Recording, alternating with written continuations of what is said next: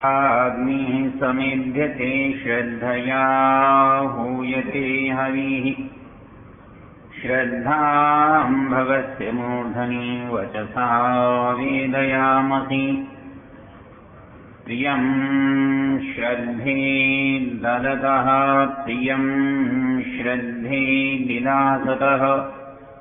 प्रियं भोजेषु यज्वस्व अस्माकं मुदितं कृधि। यथा देवा असुरीषु श्रद्धामुग्रेषु चक्रिरे। एवं भोजेषु यज्वस्व इदं मामुदितं कृधि। श्रद्धां देवा यजमाना वायुगोपा उपासते। श्रद्धा हृदयया पूज्य श्रद्धया विन्दते वसु। श्रद्धां प्रातर्हवामहे श्रद्धां मध्यं दिनं परि। श्रद्धां सूर्यस्य निमृचि श्रद्धे श्रद्धापयेहनः।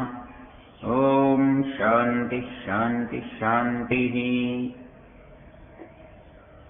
श्रद्धेय स्वामी जी महाराज, सन्यासीगण, वानप्रस्थी महानुभाव, आचार्य महानुभाव, माताओं बहनों और प्रिय ब्रह्मचारी, हम उपनिषदों की चर्चा कर रहे हैं।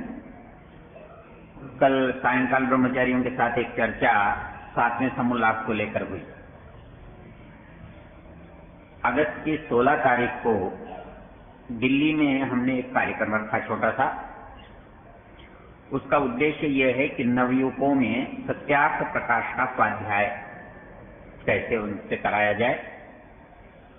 इसके लिए अमेरिका से एक हमारे साथी हैं, सतीश जी, यहाँ शायद आए भी हैं। उन्होंने अंग्रेजी में सत्यार्थ प्रकाश का अनुवाद भी किया है। उनकी इच्छा थी कि कार्यक्रम हम दिल्ली में रखें, तो उनके सहयोग से और गुरुकुल गौतम नगर के सहयोग से इस विचार बनाया। जैसे आधुनिक पठन पाठन का क्रम होता है, कार्यशाला, अर्थात कार्यशाला में क्या होता है? कार्यशाला में एक आदमी एक दुकान में जाता है। क्या है? बोले ये दुकान है। बोले इसमें क्या होता है? बोले इसमें मोटर के मरम्मत होती है, कल पुर्जे जोड़े जाते हैं, सफाई होती है। तो उसे कहते हैं वर्कशॉप। वहां पर वो बताता है कि ये पुर्जा है, ये इसका उपयोग है, इसको ऐसे लगाना है, ऐसे खोलना है, ऐसे इसकी मरम्मत करनी है। इसको वर्कशॉप, इसको कार्यशाला है। तो जब पढ़ने लिखने के लोग कार्यशाला करेंगे तो यही करेंगे। तो वो पढ़ेंगे और पढ़कर उसके बारे में विचार करेंगे कि भाई ये बात यहाँ कैसे कही है, किस संदर्भ में कही है, और जो बात जिसके संदर्भ में कही गई है उसका ये यथोचित उत्तर है या यथोचित उत्तर नहीं है तो इसके लिए कौन कौन से जो प्रमाण दिए हैं वो। तो इसको कार्यशाला कहते हैं। तो इसके लिए हमने 100 रुपये शुल्क रखा और 150 नवयुवक, और उसमें आयु भी निर्धारित कर 20 से 40 के बीच में। मतलब बाकी लोग कोई आते हैं तो वो दर्शक होंगे, श्रोता होंगे, उसमें कोई आपत्ति नहीं है, लेकिन जो भाग लेने वाले होंगे वो नवयुवक होंगे। और विषय है सत्यार्थ प्रकाश का 7वां, 8वां, 9वां समोल्लास। क्योंकि आर्य समाज के जितने दार्शनिक और सैद्धांतिक विचार हैं वो इन 3 में आ जाते हैं। इस दृष्टि से इन 3 का अध्ययन हो जाएगा, 3 पर चर्चा हो जाएगी। तो नवयुवकों में कुछ इस बहाने पढ़ेंगे और जो पढ़ा है उसमें कुछ स्पष्टता, कुछ समझ आ सकती। तो इस दृष्टि से हमारे विद्यार्थियों ने भी इसकी तैयारी प्रारंभ की हुई है। तो कल सायंकाल 7वें समोल्लास पर चर्चा चल रही थी। वैसे आचार्य सोमदेव जी प्रतिदिन यज्ञ के बाद यहाँ कर ही रहे हैं। 7वां समोल्लास हमारे लिए महत्वपूर्ण क्यों है, इस दृष्टि से हमने जब विचार किया तो 7वें में चर्चा किसकी है? ईश्वर और वेद के बारे में 7वें में चर्चा है, और सृष्टि उत्पत्ति के बारे में 8वें समोल्लास में चर्चा है, और विद्या, अविद्या, बंध और मोक्ष, इसकी चर्चा 9वें समोल्लास में। तो 7वें समोल्लास में ईश्वर और वेद। ईश्वर और वेद में पहले ईश्वर की चर्चा है, और ईश्वर की चर्चा में ईश्वर का स्वरूप है और ईश्वर के जो गुण कर्म स्वभाव जैसे बताए हैं वो बताए गए हैं। उसमें विशेष जो संदर्भ है उसको 3 भागों में बांटने से काम चलता है। एक संदर्भ तो ये है कि भाई ईश्वर की आप सिद्धि करते हो, तो कैसे करते हैं? प्रत्यक्ष आदि प्रमाणों से। देखो, ऋषि दयानंद औरों से बहुत भिन्न क्यों हैं? कोई गुरु आज तक ऐसा नहीं है जो ये कहे जी मेरी बात गलत हो तो इस पर विचार कर ले। हालांकि गुरु बेहतर होता है, ज्यादा जानता है, और वो प्राय ये कहता है कि जो मैं कहता हूं वो ठीक है। लेकिन ऋषि दयानंद ने सत्यार्थ प्रकाश के 3रे समोल्लास में एक बात लिखी, और वो ये लिखी कि जो भी पढ़ना पढ़ाना है वो 5 प्रकार की परीक्षा करके करना चाहिए। अर्थात जो बात आप सुनते हो, जो आप पढ़ते हो, कि आपके मन में कोई बात आती है, वो ठीक है कि गलत है, इसके लिए 5 प्रकार की परीक्षाएं। अच्छा, ये परीक्षाएं 5 प्रकार की आज के लोग न माने कोई ऐतराज नहीं है, लेकिन परीक्षा के बिना तो कोई माना आज भी नहीं जाता। जो 5 प्रकार की परीक्षाएं हैं वो कौन कौन सी हैं? हाँ, पहला है वेद और ईश्वर के अनुकूल, अर्थात जैसा वेद ने लिखा है वैसा होना चाहिए, या जैसा ईश्वर का गुणकर्म स्वभाव है कोई भी बात उसके अनुकूल होनी चाहिए। ये पहली परीक्षा है। अर्थात जब कोई काम आप देखें कि ये काम ठीक है कि नहीं ठीक है, तो यदि वो वेद के विरुद्ध है तो वो काम करने लायक नहीं है, और वेद के अनुकूल है, ईश्वर के स्वभाव इच्छा के अनुकूल है तो करने लायक है। ये पहली परीक्षा है। दूसरी परीक्षा है अपनी सृष्टि क्रम के अनुकूल जो कार्य है वो उचित है, और जो सृष्टि क्रम के अनुकूल नहीं है वो अनुचित है। मतलब सीधी सी बात है कि सृष्टि में चेतन में क्रिया देखी जाती है, चेतन का व्यवहार हमारे लिए जो सक्रियता का है, हमें लाभ हानि पहुंचाने वाला होता है। जड़ आगे बढ़कर इच्छा पूर्वक कोई लाभ हानि नहीं पहुंचाता, उसके गुणकर्म स्वभाव से हमें कोई लाभ हानि होती हो तो अलग बात है। मतलब सूरज ये चाहता नहीं है कि मुझे नुकसान दे, लेकिन मैं धूप में खड़ा हूंगा, तपूंगा तो मुझे वो तपा देगा, लेकिन ये तपा देना उसकी इच्छा नहीं है। तो वैसे ही कोई ग्रह हमारा कुछ कर देगा, ग्रह हमारा कुछ नहीं करेगा। ग्रह तो जो उसको करना है वो कर रहा।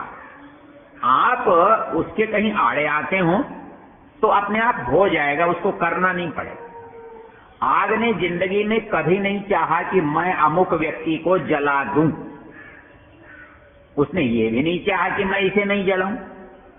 जलाना उसका स्वभाव है, जो भी आदमी उसने हाथ डालेगा वो जल जाएगा। तो इसलिए आग ने जला दिया, ये प्रयोग तो हम करते हैं। आग यहां करता जैसा लगता है, लेकिन आग जड़ होने से जलाने वाली नहीं है, जलाना उसका धर्म है, इसलिए जलाती। तो इसलिए जो काम सृष्टि क्रम के अनुकूल है वो मान्य है, और जो सृष्टि क्रम के प्रतिकूल है वो अमान्य है।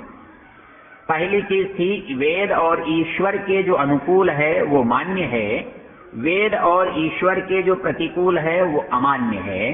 दूसरा हुआ सृष्टि क्रम के जो अनुकूल है वो मान्य है, और जो सृष्टि क्रम के प्रतिकूल है वो अमान्य है।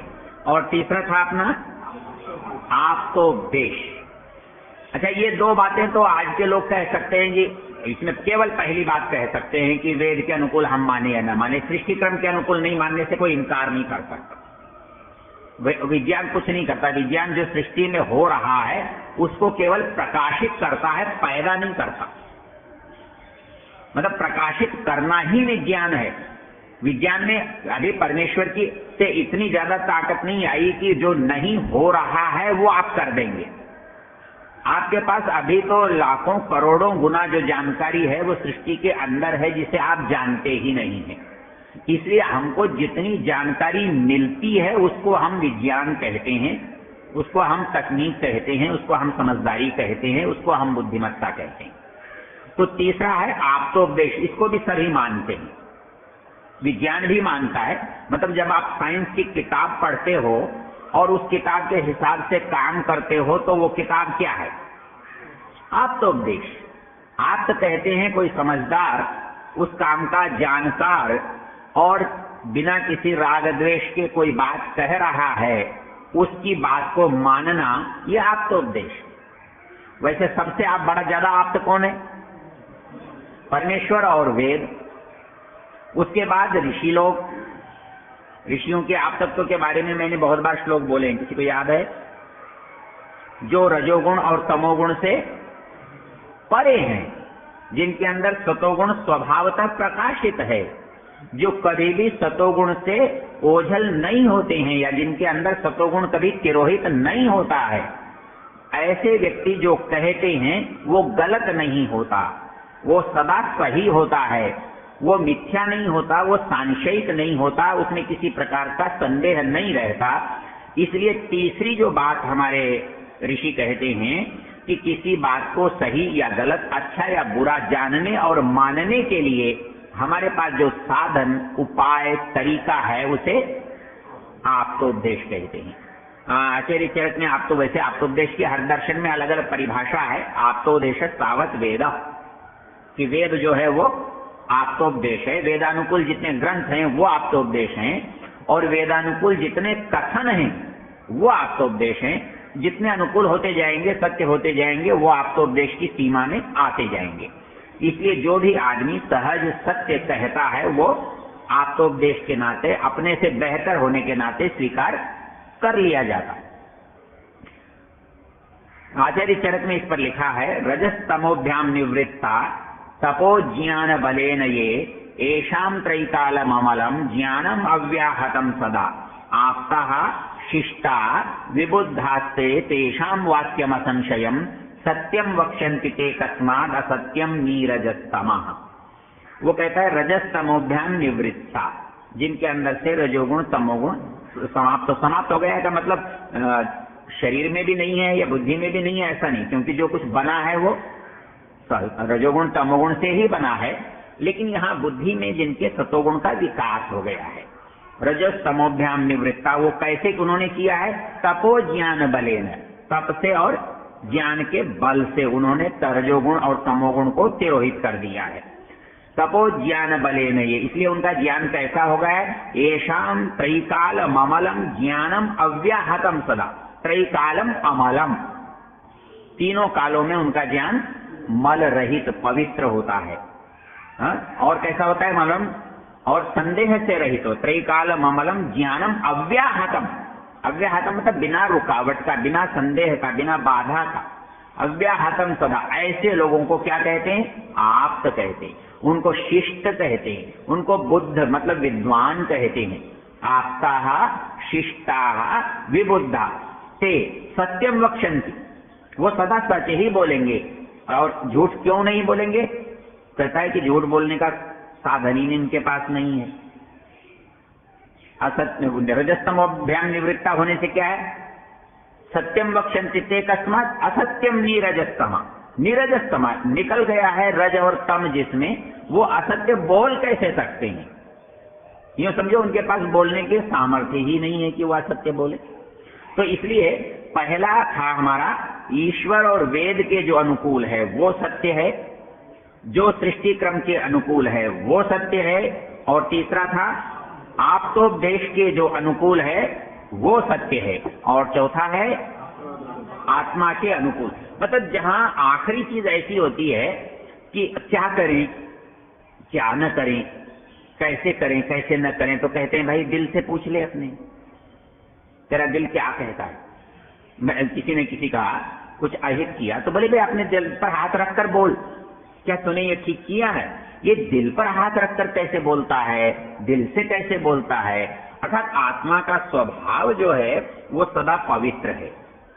इसलिए हमारे यहाँ जब कोई भी अंतिम बात आती है, चाहे हमने पढ़े लिखे भी ना हो, करें या न करें, तो एक लिए आत्मा कहती है ऐसा करना अच्छा नहीं है, और दूसरे के लिए कहते हैं आत्मा करना चाहिए। वो आत्मा में पता कैसे लगता है कि जिस काम को करने से 3 बातें होती हैं, भय, शंका, लज्जा, वो काम आत्मा के विरुद्ध होता है। और जिस काम को करने से आनंद, उत्साह और निर्भयता, आनंद और उत्साह, निर्भयता जिस काम को करने से होती है, वो काम आत्मा के अनुकूल होता है। इसलिए अंतिम चीज है आत्मा। यजुर्वेद का मंत्र याद करो तो, हाँ, उसके लिए बड़ा सुंदर सा यजुर्वेद का मंत्र है। सृष्टि 2 तरह की है, अश्रद्धाम अंधते आदधात, श्रद्धाम सत्य प्रजापति, दृष्ट्वा रूपे व्याकरोत सत्यानृते प्रजापति, अश्रद्धाम अनृते अदधात, श्रद्धाम सत्य प्रजापति। परमेश्वर ने इस धरती को बनाया तो 2 भागों में बांट दिया, इस संसार को 2 भागों में बांट रखा है उसने, एक सच में, एक झूठ में। सच में मनुष्य की श्रद्धा होती है और झूठ में मनुष्य की अश्रद्धा होती है। ये स्वाभाविक है, ये कितना भी अनपढ़ आदमी हो वो भी कर सकता है। दृष्ट्वा रूपे व्याकरोत सत्यानृते प्रजापति, अश्रद्धाम अनृते अदधात, श्रद्धाम सत्य प्रजापति। जब इस बात की विवेचना करते हैं तो मनु महाराज जो हैं धर्म के 4 बातें बताते हैं। कौन सी भला? हाँ, वेदः स्मृति सदाचार स्वस्येत प्रियमात्मनः एतत् चतुर्विधम प्राहु साक्षात धर्मस्य लक्षणम। तो वो कहते हैं वेद मतलब होता है शाश्वत सत्य, जो सृष्टि नियम के अनुकूल है, वो धर्म है। स्मृति मतलब युग धर्म, मतलब किस युग में किस बात को स्वीकार किया गया है, उस समय वो धर्म है। उस राम के समय में वो मान्य था, आज नहीं है, तो राम के समय में धर्म था, आज धर्म नहीं है। ऐसे धर्मों को युग धर्म कहते हैं। और कुछ समुदाय विशेष के लोगों के द्वारा मान्य चीजें हैं। कुछ भले लोग अपने समाज के, अपने मंडल के, अपने परिवेश के, अपने इलाके के लिए कुछ नियम, अपने समूह के लिए कुछ नियम बनाते हैं, लोग उसको सही मानकर चलते हैं, उनका आचरण करते हैं, इसलिए वो क्या है? सदाचार। और अंत में कहता है स्वस्येत प्रियमात्मन, जो आपका दिल कहता है करना कि नहीं करना, दिल ने कहा नहीं करना, तो इस दृष्टि से जो बात आत्मज्ञान के अनुकूल है वो धर्म होती है। तो पहला हमने देखा था कि ईश्वर और वेद के अनुकूल जो होता है वो धर्म है। दूसरा था जो सृष्टि क्रम के अनुकूल है वो धर्म है।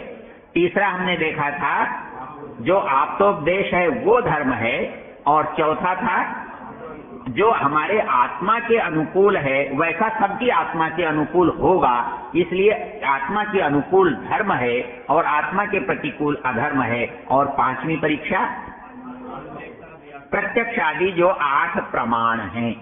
अर्थात जैसे आप कहते हैं जी मुझे दिखा दो मैं मान जाऊंगा, अजी देखो आज सूरज निकला है इसका मतलब कल भी निकलेगा, ये जो चीजें हैं ये प्रमाणों से चलती हैं। तो प्रमाण के द्वारा, तो प्रत्यक्षादि प्रमाण, प्रत्यक्षादि ने 8 प्रमाण गिनाए। प्रत्यक्ष, अनुमान, उपमान, शब्द, अर्थापत्ति, संभव, ऐतिह्य और अभाव। कहीं भी जाओगे, किसी भी परीक्षा में चले जाओ, किसी भी प्रयोगशाला में चले जाओ, किसी भी वाद विवाद में चले जाओ, किसी भी न्यायालय में चले जाओ, किसी भी पंचायत में चले जाओ, इनके बिना काम चलता नहीं है। तो कहता है कि इतने साधन आपके पास परीक्षा करने के लिए हैं, और इन परीक्षाओं के द्वारा जिस चीज को आप सत्य समझो उसे स्वीकार करो, और इन परीक्षाओं में जो चीज असत्य दिखाई दे उसे स्वीकार मत करो। बताओ, इतनी स्वतंत्रता, इतनी स्पष्टता, इतने मतलब प्रामाणिकता किसी और आचार्य के पास नहीं है। ये सब बातें शास्त्र में लिखी हुई हैं, लेकिन स्वामी जी महाराज कहते हैं कि ये 5 परीक्षाओं को करके आप इसको जान सकते हो, समझ सकते हो।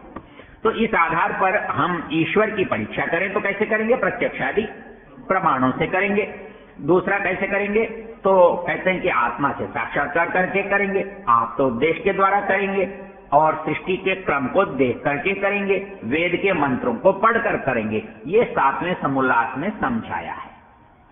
मतलब ईश्वर है तो उसमें ईश्वर है, एक चीज है तो होगा, उससे मेरा क्या लेना देना, क्योंकि मेरा लेना देना दुनिया का लेना देना हो सकता है, मेरा लेना देना नहीं होता, आर्यसमा जी का लेना देना नहीं होता, वैदिक धर्मी का ईश्वर से कुछ खास लेना देना नहीं होता। क्यों? कि जो मैंने किया है उसे ईश्वर छीन नहीं सकता, जो मैंने नहीं किया है उसका ईश्वर मुझे राई रत्ती दे नहीं सकता। ये हमारा सिद्धांत। मतलब बाकी सब धर्मों में यह भिन्न है। बाकी सब धर्मों में आप प्रार्थना करोगे तो ईश्वर दे सकता है, वो मेहरबानी कर सकता है, कृपा कर सकता है। कृपा का मतलब वो होता है कि जो आपने नहीं किया है वो भी आपको मिल जाए। लेकिन वैदिक धर्म में ऐसा नहीं है। आपने नहीं किया है तो ईश्वर क्या, लाख ईश्वर भी आ जाएं तो वो आपको नहीं दे सकते, क्योंकि ईश्वर क्या है, न्यायकारी है। तो लोग कहते हैं कि तुम्हारा ईश्वर जब ऐसा है तो उस ईश्वर के पास फिर जाने की क्या जरूरत है, जो मैंने किया है उसमें वो कमी नहीं कर सकता, जो मैंने नहीं किया है वो दे नहीं सकता। जब वो दे भी नहीं सकता और ले भी नहीं सकता तो मुझे क्या करना है उसके पास जाकर। तो स्वामी जी महाराज कहते हैं कि भाई ईश्वर है ये आपने मान लिया, लेकिन ईश्वर का हमको कोई लाभ ही नहीं हुआ, क्योंकि वो हमें कुछ देने वाला नहीं और हमारा कुछ नुकसान नहीं कर सकता, क्योंकि हमसे कुछ वो छीन नहीं सकता। तो फिर ऐसे पड़ोसी से है जिसका कुछ लेना नहीं देना नहीं, रहता है तो रहता रहे, काम हमारा पड़ता नहीं। तो कहते नहीं, ऐसा नहीं। तो फिर कैसा है? स्तुति, प्रार्थना और उपासना। तो स्तुति के बारे में सीधा सीधा छोटा सा अर्थ है, उसको जानना। स्तुति का अर्थ है परिचय। मतलब दुनिया में कोई भी वस्तु जब तक आप उसको जानते नहीं हो उससे व्यवहार नहीं कर सकते। न्याय दर्शनकार क्या कहता है? जो परिणाम होता है ना जानने का, हानोपादान उपेक्षा बुद्धयः फलम। मतलब जब आप किसी चीज को जानते हो, समझते हो, पहचानते हो तो आपके अंदर 3 तरह का व्यवहार पैदा होता है, हान, उपादान, उपेक्षा। यदि कांटा है, लग सकता है, चोट लगेगी, इसकी क्या करेंगे? हान, छोड़ देंगे, अरे ये तो काम की चीज है। उपादान ले लेंगे, और न काम की है न नुकसान की है तो उपेक्षा। तो किसी भी व्यवहार के 3 परिणाम होते हैं। मतलब यदि वो व्यवहार आपने जान लिया, काम का है तो रख लोगे, तो बेकार का है, आपके विरोध का है तो छोड़ दोगे, और न काम का है न बेकार का है तो उपेक्षा कर दोगे, तटस्थ भाव रखोगे, उदासीनता रखोगे। तो इसलिए परमेश्वर का जानना पहली शर्त है। परमेश्वर के बारे में आप क्या करोगे ये तो बाद की बात है, लेकिन परमेश्वर क्या है, कौन है, कहाँ है, कैसा है, क्या उसका नाम है, ये जानोगे। इसका नाम है स्तुति। मतलब इस पूरे संदर्भ का नाम है स्तुति। स्तुति में मैंने 3 बातें आपको बताई थी। स्तुति में 3 बातें आती हैं। परिचय, स्तुति का मतलब होता है परिचय, और परिचय की 3 शर्तें होती हैं। पहला नाम, दूसरा स्थान, तीसरा काम। नाम, स्थान, काम। यदि परमेश्वर के बारे में आप इतना जानते हो कि उसका नाम क्या है, उसका काम क्या है, उसका स्थान क्या है, तो आप परमेश्वर के परिचित हो। और परिचय की सबसे बड़ी शर्त है जैसा आप जानते हो वैसा है, वैसा है तो सभी वैसा ही जानेंगे, दूसरा क्यों जानेंगे। तो इसलिए सबका ज्ञान एक जैसा होगा क्योंकि वो वास्तविक होगा, और भिन्न भिन्न होगा तो किसी का गलत होगा और किसी का सही होगा। यदि ईश्वर के बारे में हम सबकी जानकारी एक जैसी है तो हम सही हैं, और हमारी किसी की जानकारी कैसी है और किसी की जानकारी कैसी है, इसका मतलब कुछ गलत है, हो सकता है कोई सही हो, या ये भी हो सकता है कि सारे ही गलत हो। इसका मतलब उनमें संदेह तो है ही, कौन सा सही है ये परीक्षा करके करना पड़ेगा। तो इसलिए स्तुति जानना पहला शर्त है। और जब हम जान लेते हैं तो उसका उपयोग करना चाहिए, उसका प्रयोग करना चाहिए, उसका लाभ उठाना चाहिए। उसको प्रार्थना कहते हैं। प्रार्थना का मतलब केवल हाथ जोड़ना या प्रार्थना पत्र लिखना, ये तो नहीं है। प्रार्थना का मतलब होता है कार्य। कौन सा कार्य? जो उस परिणाम को देने वाला हो, तो वो प्रार्थना में सम्मिलित होता है। और उपासना होता है परिणाम, फल। इसके ये क्या क्या बताया था भला? स्तुति से क्या होता है? स्तुति से क्या होता है? नीचे देखता है, स्तुति से क्या होता है? दोनों बातें बोलो। स्तुति से क्या होता है? परमेश्वर में प्रीति और उसके गुण कर्म स्वभाव से अपने गुण कर्म स्वभाव का सुधारना। मतलब जब आप किसी की प्रीति करोगे, किसी का परिचय करोगे, किसी की प्रशंसा करोगे, तो आप उसे अपना आदर्श बनाओगे, अपना नायक बनाओगे, अपना हीरो बनाओगे। तो आदमी क्या करता है? हीरो की नकल करता है।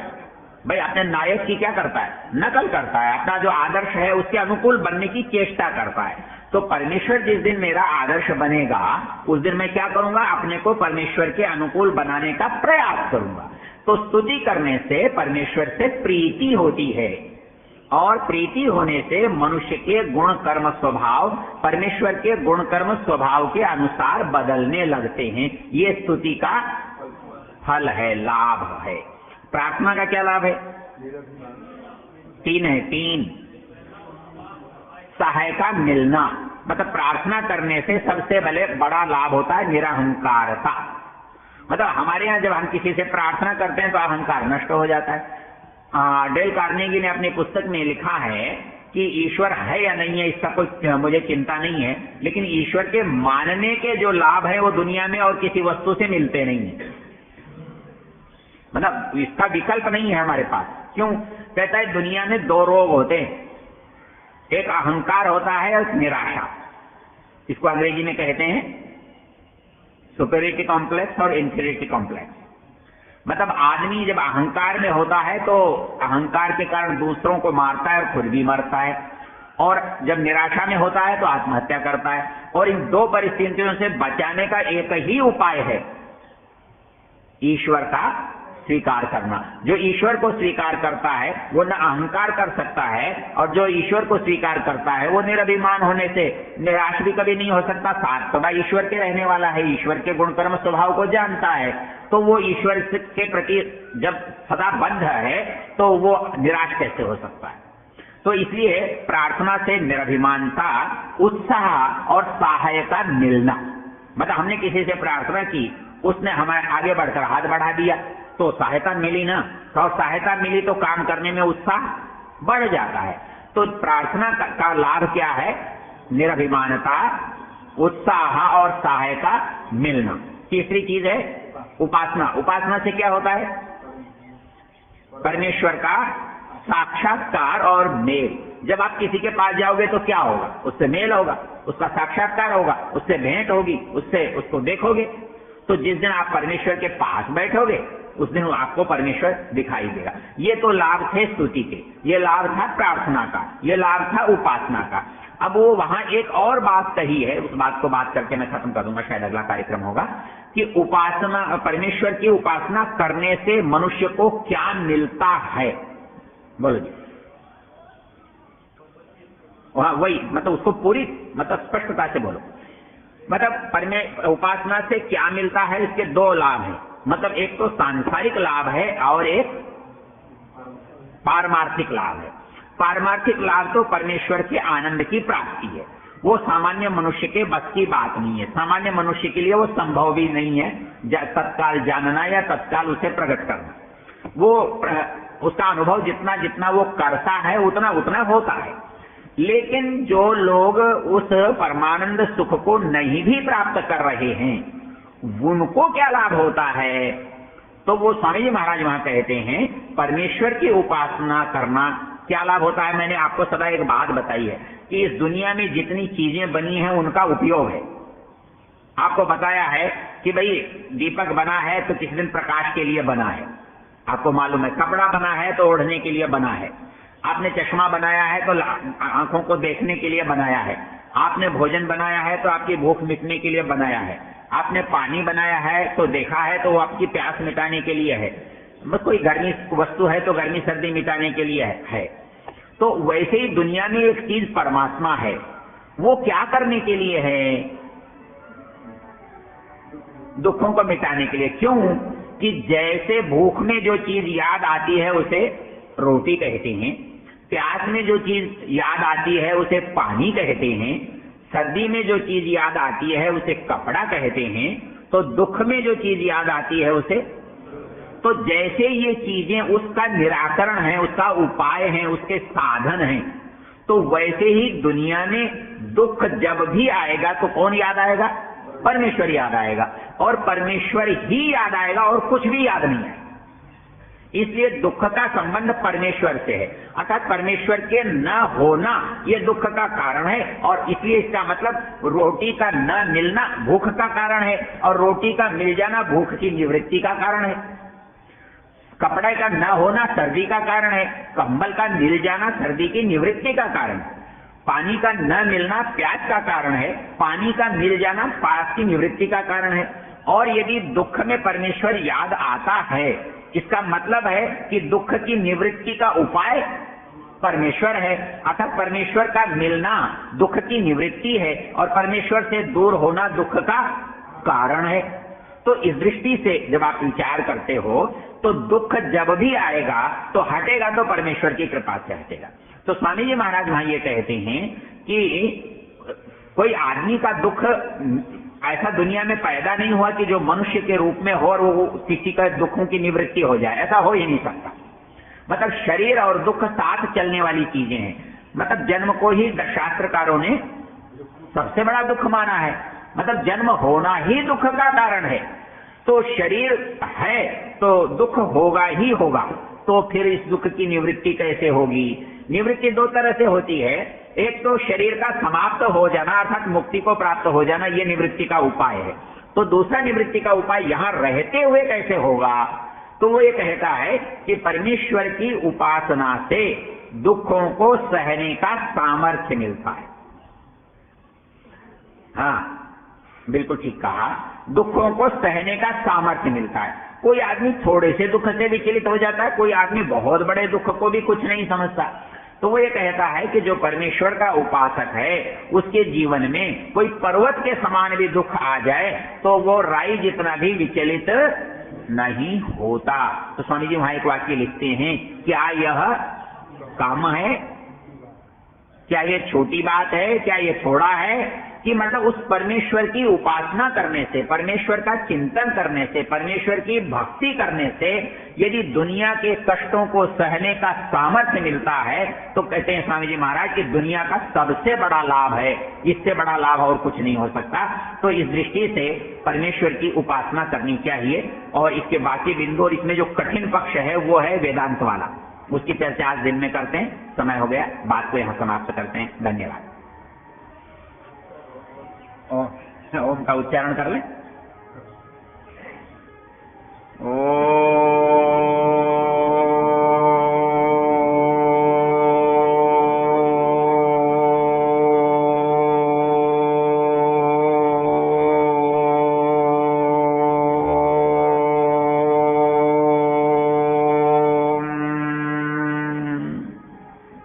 सबको नमस्कार।